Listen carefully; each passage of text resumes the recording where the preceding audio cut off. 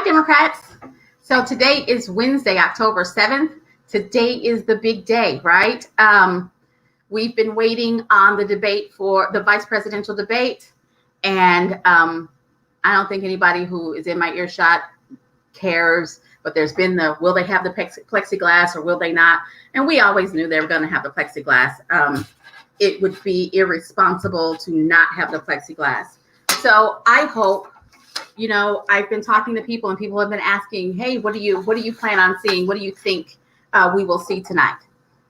I don't know what we will see, but I will tell you what I hope we see. I hope that we will see Senator Harris making Vice President Pence answer for the fact that he is the head of the White House coronavirus task force. The words just left me. I want her to make him answer for their poor response, their poor handling of coronavirus. And we about the president, we keep talking about all those other things, but let's not lose sight that he was named the head of that task force. And we are 210,000 United States souls dead. We are 7.5 million United States souls infected. I wouldn't even say that he's handling it. I was going to say that he's handling it poorly, but he's not handling it. And I hope that he is made to answer for that. So when I posted about this live, I said that we would be joined by Representative Cyndi Munson to talk about her race and what's going on there. And we just had a technical difficulty, so just give us a second, and she'll be joining us because I want to be talking about elections all the time from now until November 3rd. We need to be talking about elections because I don't want anybody to forget, as if you can, as if the minutes in the White House will let us forget. So I will remind you of key dates, right? So today is October 7th. Friday, October 9th is the last day to register to vote to be able to participate in the November election. So please go out to iwillvote.com to make sure that you are still registered, because there are voter purges, and if you've moved, you may not be registered where you need to be. So please verify that you are registered before October 9th, so that if you're not, you can get registered. October 9th is the deadline. October 27th is the last day that that you can request an absentee ballot. That's October 27th. October 29th through October 31st are the days for early voting in Oklahoma. In all counties except for Tulsa County, you will be early voting will be conducted at the county election board, and in Tulsa, it will be conducted at the baseball field downtown at 201 North Elgin. So October 29th through 31st, early voting, and then November 3rd, Tuesday, November 3rd is Election Day. And as you heard yesterday, if you were here, we should have all of our votes counted on that day. We'll have to wait for the rest of the country, but our votes should be counted. It looks like Representative Munson is ready to join us. So thank you so very much for joining us. Hi, thank you. Sorry about that. Hey, no problem, no problem. I'm just glad that you're here. Yeah. So can I call you Cyndi? Yes, call me Cyndi. So Cyndi, tell us what your race is. What are you running for? Yeah, so I am running for re-election for the State House in House District 85. I have my door knocking gear on. As soon as we're done, I'll be out knocking doors this afternoon and this evening.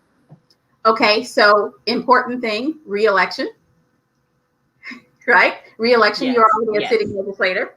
Okay, and you were just awarded something kind of big lately. What were you awarded? Oh, yeah. The Historical Society just recently recognized history that we made in our race in 2015. I'm the first Asian American woman to be elected to state government. So, yeah, that was kind of a surprise. I didn't even know they did a Women Crush Wednesday until one of my professors had shared it. And I just, it's like, what did Dr. Laughlin post about me? And I saw it and I thought that was really cool. So that is really cool because representation matters, right? Yes, that's right. In 2015, you were the first, but I'm grateful that it was you.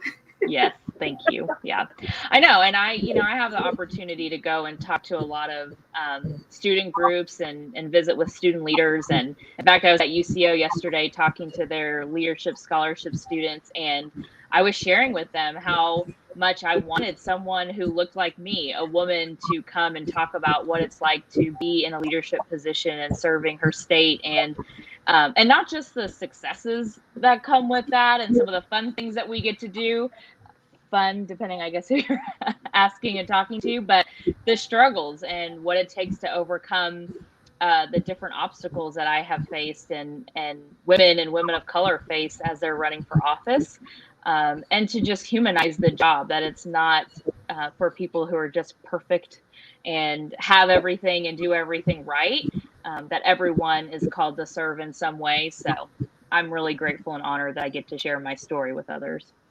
Awesome. So tell me, you're in House District 85, right? Yes. Yeah. Tell me your boundaries. Okay, my boundaries are so central northwest Oklahoma City.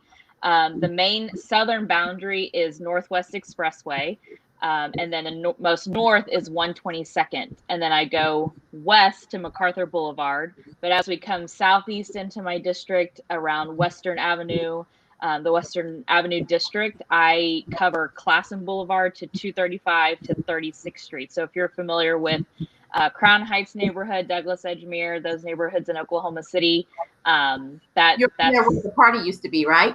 Was the party in your district? Yes, that is correct. Yeah, the party used to be located there. And then, Penn Square Mall, Lake Hefner, those are some of the larger landmarks that people are usually familiar with. So what's important to folks who live over in that part of town? Yeah. The conversations that have come up the most in all of my elections. So a reminder that I ran against David Dank in 2014 and was not successful in that race.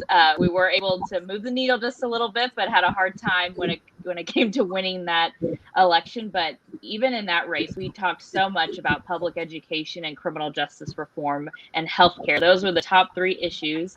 In my district, I have a lot of folks who are in the healthcare profession, who are educators, and those who are deeply interested in criminal justice reform, regardless of what side of the aisle that they align with. And my background in nonprofit, working for the Girl Scouts, that was a lot of the work that I did, working with girls who are involved in the juvenile justice system, and girls in our schools in Oklahoma City and across Western Oklahoma. So when I was out campaigning in my first few elections, I was nervous, thinking, are people going to resonate with my work and things that I do on a day-to-day basis? And as I was knocking doors, regardless of whether they were registered Democrat or Republican, these were the issues that continued to come up. Today in 2020, as I knock doors, those are still the issues. In fact, yesterday I was knocking doors and I had a family say, we want someone who supports our public schools. We have children who are getting ready to go to the local elementary school in our neighborhood, and we are just so worried about making sure that they have the resources that they need. And then we don't know what's next in terms of middle school and high school and what options there will truly be when it comes to public education, not private schools, and those types of options. And so that still comes up. And then, of course, our response to the COVID-19 pandemic and what's been happening with unemployment and what's happening to our families. I get calls every day, still today, of those who are stuck in the unemployment process who are needing help. So that's what's coming up the most right now. And I am thankful most of my constituents are staying focused on the local issues. Of course, we talk about what's going on at the national level, but there's a lot of hope when it comes to our local races, what's happening with state legislative races and city council and county commissioner, depending on what community you're living in. Those conversations are still critical, and voters are very interested in what's going on at the local level too. So can you tell me a piece of legislation, whether it made it all the way through or not, that Sure. you supported that you're most proud of? Yes. Yeah. This was a piece of legislation I worked on in 2019. It was, I'm forgetting the bill number, forgive me, but it was step therapy reform. And some folks are not always familiar with that terminology, but to put it in some practical terms, basically what that means is that your doctor is is the one, you and your doctor are the ones who are choosing what medical therapies work best for you, and that can either cure your illness or slow down the pain or whatever issue you may be facing with your health, and not insurance companies. This piece of legislation is actually a model legislation that we, many times Oklahoma can be ranked high on a lot of bad lists, but this legislation that we worked on in 2019 to change the way patients and Oklahomans across the state get their medications is really critical and really pivotal to our healthcare system. So this typically impacts all of us, but those who have chronic illness like MS, lupus, different chronic illnesses like that have to try different therapies and different ways of treating their illness. And so many times doctors and patients will use a medication or some type of therapy that doesn't really work, but their insurance covers it. So now the insurance companies are required to provide some type of peer-reviewed clinical research stating why they wouldn't cover a particular therapy or a particular medication. And in Oklahoma, I ensured that Medicaid recipients were also included in this. In many states, Medicaid recipients are not. And so I'm very, very proud of the work that we did in 2019. And I think that legislation's probably been the most impactful in the 5 years that I've served. That will help so many Oklahomans. And for some of us, we don't even realize it. But for those who have chronic illness, that was a really important piece of legislation to get through and signed by the governor. Well, congratulations. Because that is a big deal. Yes. That is a big deal. And thank you for making sure that Medicaid patients were included in that, because the concept that good medication is only for those who can afford it. Exactly. It's depressing and yeah. Well, and many times, those who are who have, more severe illnesses that are chronic, that also, that keeps them from working. And so Medicaid is such a wonderful program that helps them, not only continue to stay healthy, but hopefully to stay in the workforce. But those who can't or who aren't still have protections there. So it looks like you have a fan in Jenna Harkins. I see her coming in. Yes, she said that this was Governor Fallon's House seat before she ran for lieutenant governor, and the rest of the office is Congress and governor that she ran for. And so it was a pretty big win for Democrats in Oklahoma in 2015. And I continued to work hard to maintain the seat, and I take nothing for granted. Nothing. Knock every door still to this day. Well, we are grateful that you're there. So tell everybody how they can help you. What kind of help do you need in the next 27 days?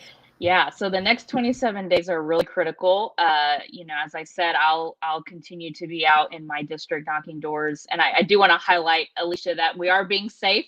I wear a mask. I place my walk card on the door. I ring the doorbell and I back off, making sure that I give myself and the voters enough space so that we both feel safe to communicate with each other. Many times people will just stay behind their glass door, which is totally fine and probably even more safe.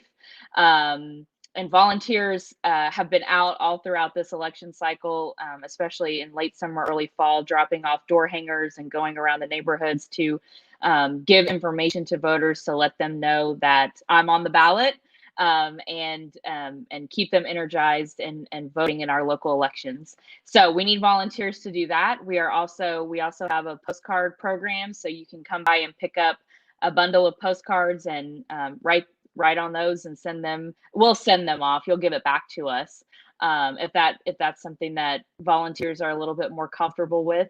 And then, as always, the financial resources are really important, even to the very last day, all the way to election day. Donations anywhere from $5 to $500 always help. It helps us to continue getting our message out. In fact, I think I have it. Yeah. Pays for things like this. So we can get that information out to voters and make sure they know what I've been working on, and just keep the machine going. So anything you can do from now until election day, whether it's for me or for any other of our members and candidates who are running, our incumbents and candidates who are running, right now in seats all across the state, both in the House and the Senate. And then, of course, like in Oklahoma City, we have county elections and different ballot initiatives and things like that that are on the ballot as well that we need everybody talking about. So thank you so very much for joining us. I don't want to keep you from door knocking because you got to get out there before it's dark. Last thing you want to say to everybody?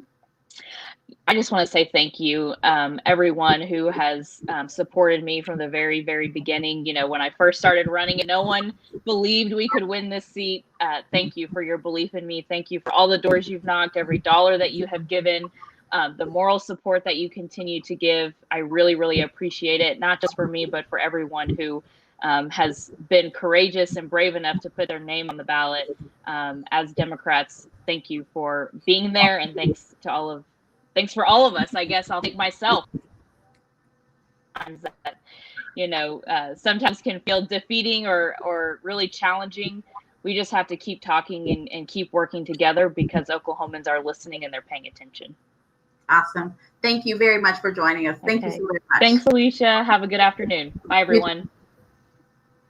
So every day I try to end by saying support local candidates. And today I had a local candidate, and as you can see, that's the kind of thing those are the kinds of people that we need representing us on Lincoln. We need her to stay there. We need that seat, as Jana pointed out. That seat was a Republican seat for 50 years before Cyndi got there. We need to hold that seat, and we need to more seats, and we need to hold all the incumbent seats that we have because we don't have enough. So figure out a way, find a couple of candidates, okdemocrats.org/candidates, find a couple of candidates to help. No touch literature jobs or door knocking like they're doing in Cyndi's race, postcard writing, financial donations. It costs money for them to have something to drop at the door when they're dropping the door. It costs money to buy the postcards for the people to do postcards. They're always doing phone banks. They need your help. We are down to 27 days. And as you can see, it's getting tougher and tougher, and it's getting a little ugly. But we just need to fight the good fight and be positive and help our candidates. You guys have a great day. Eat your Wheaties, because tonight's gonna be exciting. So I hope you're ready for the debate, and join me tomorrow where I will be with Vice Chair Dave Ratcliffe, and we will be doing a debate wrap up. So you guys have a great day. Caring and sharing. See you tomorrow at 4:15.